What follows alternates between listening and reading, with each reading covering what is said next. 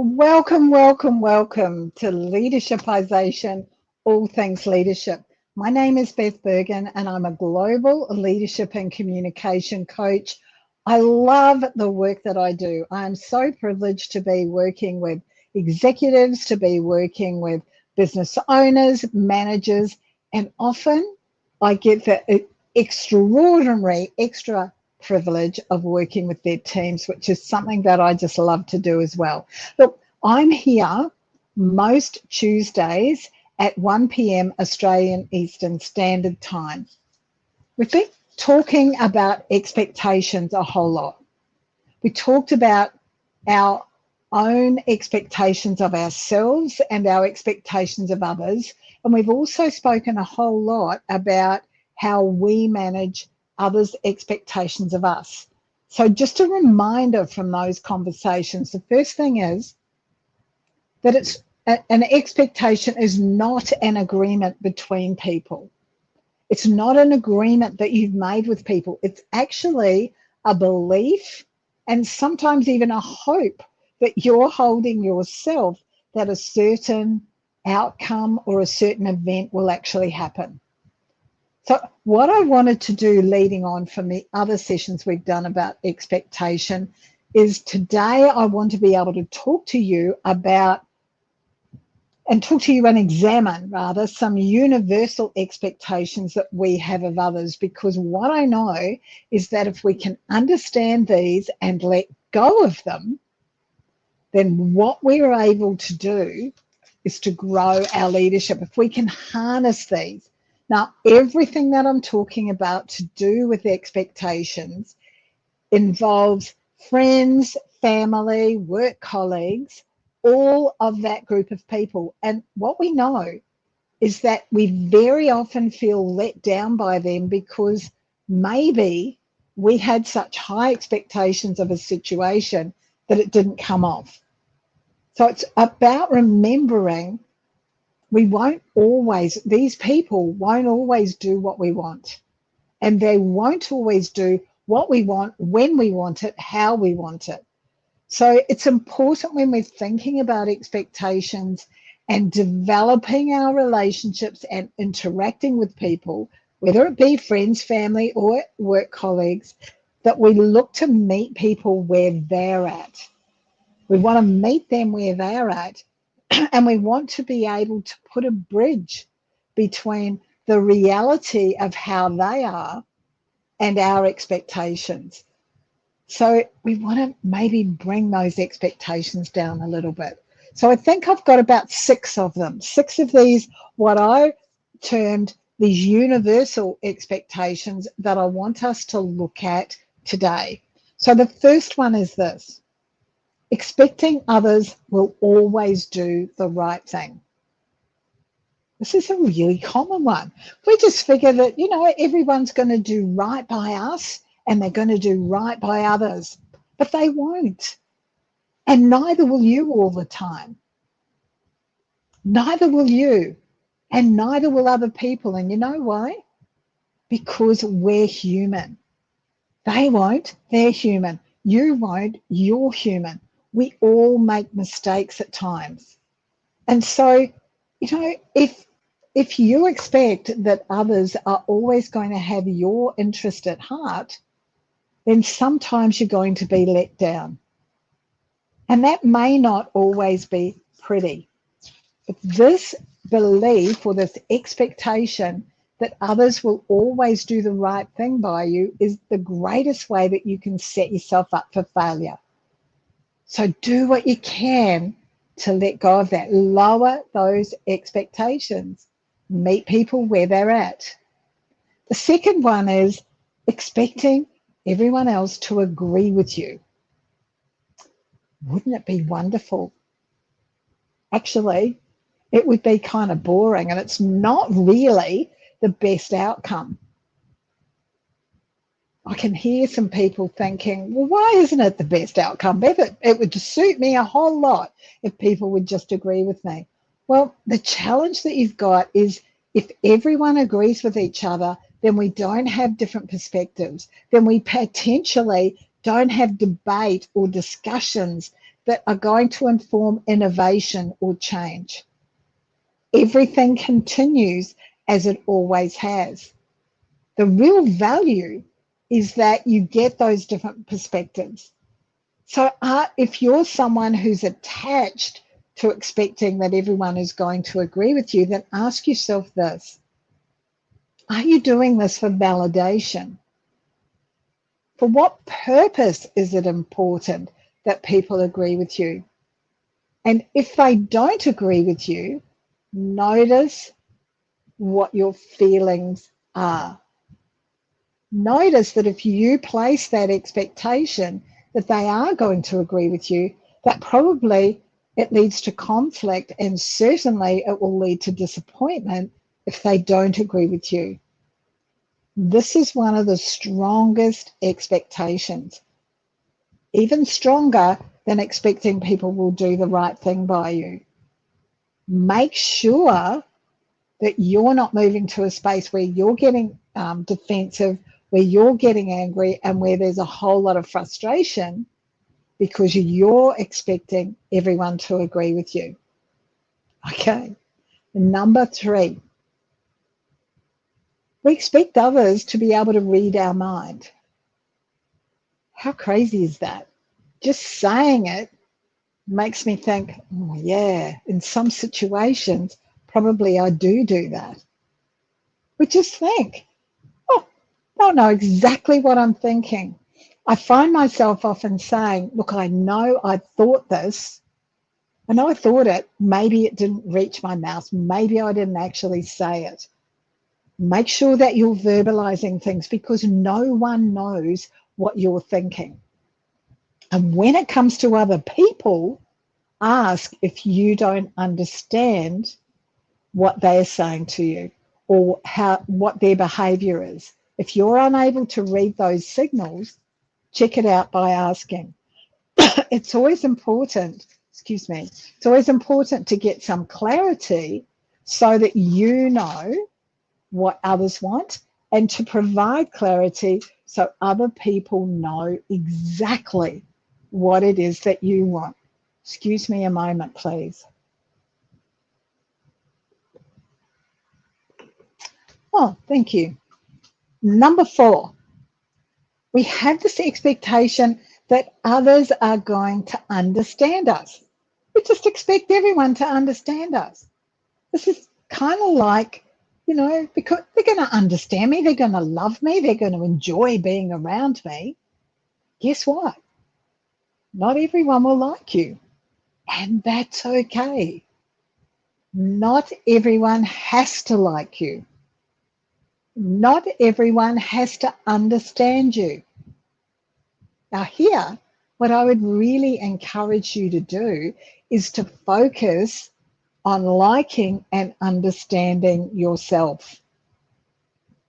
Focus on liking and understanding yourself, and make sure that what you are doing is simplifying your communication.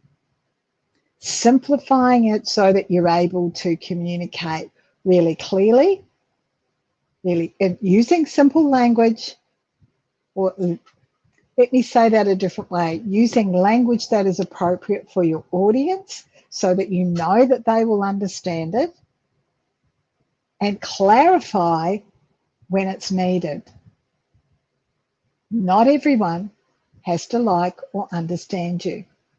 Okay, number 5. How are we going with these? I find these universal expectations really awesome, because even if we haven't voiced that we have these expectations, they're actually there. And I find that talking about them means that they sort of float up to the top a little bit more, and you go, well, yeah, I do kind of have that there. I do have that sitting there. Yeah, I need to work on that. So number 5, we often have this expectation that people are going to stay the same. We want those old behaviors. We expect them to be there when we go and we see people again. We expect our team to retain those old behaviors. The reality is they may not continue. And that's called growth. Like here you are, you're pushing to develop your own self-awareness, your own leadership skills, your own leadershipization, your own leadership intelligence. You're pushing to develop more tools for your leadership and your communication toolbox, but you're expecting others to stay exactly the same. They're going to grow and change as well. And the really awesome thing about that is that that provides you with opportunities to continue to harness and develop your skills, because now you need to learn how to communicate with them as they're growing as well. Much more interesting when people grow and change, because it would be boring if we were all exactly the same or if we all stayed the same. Kind of think it would be fun until it actually happens. So remind yourself that, hey, you're on this growth trajectory. Not everyone, but many of the people in your team, in your life, they're going to be growing and changing as well. Final one, expecting others to always be on top of things. Expecting others to always be on top of things. Wow. You must know a whole heap of supermen and women, because we all struggle. We all need some space at times, and it's really appropriate to give people a little bit of slack.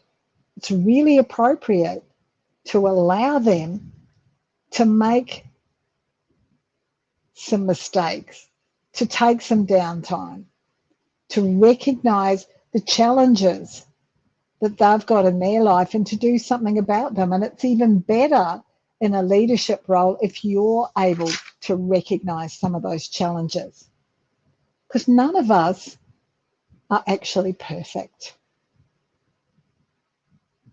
The final one that I've got here is expecting others to treat you the way you want to be treated. Like, this is universal. We all think that this is what is going to happen. Like, others are going to treat you the way you want to be treated. You know what? Many people don't do this, and many people won't do this. It doesn't mean that you have to lower your standard. Just because someone is rude to you, or just because someone's behavior and the way they're treating you is disappointing for you, doesn't mean you have to lower your standard. You've got a choice here. Now, we've talked a whole lot about setting boundaries. If you haven't seen the leadershipization sessions that I've done about setting boundaries, ask us. Ask us, and what we'll do is make sure that we send through the links of those to you, because it's a really important tool in your leadership intelligence. So make sure that you've got a choice here. You can set that boundary. You can respond instead of reacting if people don't treat you in the way that you want to be treated. And what we've learned, and if you haven't, this is a lesson for you right now. What we know is that you show people how to treat you by the way that you treat yourself. So if they're being rude to you, if their behavior is disappointing you, set your boundary, and it helps people to understand that you value yourself too much to be treated poorly, right? So what could we do to let go of all of these universal expectations? Well, the first thing is to become more self-aware. What's going on for you? What's happening for you? And where are your values? Where are your beliefs? Where is your skill set? And from there, to be really open to going with the flow. So expectations are a little bit about trying to control the uncontrollable. So lean back a bit and look to go with the flow. Because if you can let go of that control of others, of the situation, what you're actually doing is managing yourself. You've got more time more energy, more focus to put on managing yourself. And that means that you're more likely to be behaving in a way that reflects your values. Why do we want to let go of these expectations? Well, the first thing is it's going to reduce your disappointment, because every single one of those universal expectations is all about setting a really high bar, and lots of people are going to come in below that bar. Yeah. So by lowering those expectations and ultimately letting them go completely, you're going to reduce that disappointment. What will also happen is that you're going to improve relationships, because people won't feel quite so much like they're being controlled or like they're being judged, and maybe they're falling short all the time. What I love that goes with the lowering of these expectations as well is that your acceptance of other people and the beautiful uniqueness of other people is going to rise. It's easier to accept other people when your expectation is lower. As a result of that, you're going to be a better leader and a better communicator. And that will increase your leadership intelligence, which is a really important tool in your leadership toolkit. Thank you for spending some time with me today. If you've got some questions or some comments, please pop them in the platform that you're watching this on. If you're watching a replay, love it if you would put #replay. Just gives us an indication of how many people we can reach out to when we're doing these. If you want more assistance looking at strategies to increase your self-awareness, to increase your leadership intelligence, or to lower your expectations, please reach out. It would be exciting to work with you. See you next week. Bye now.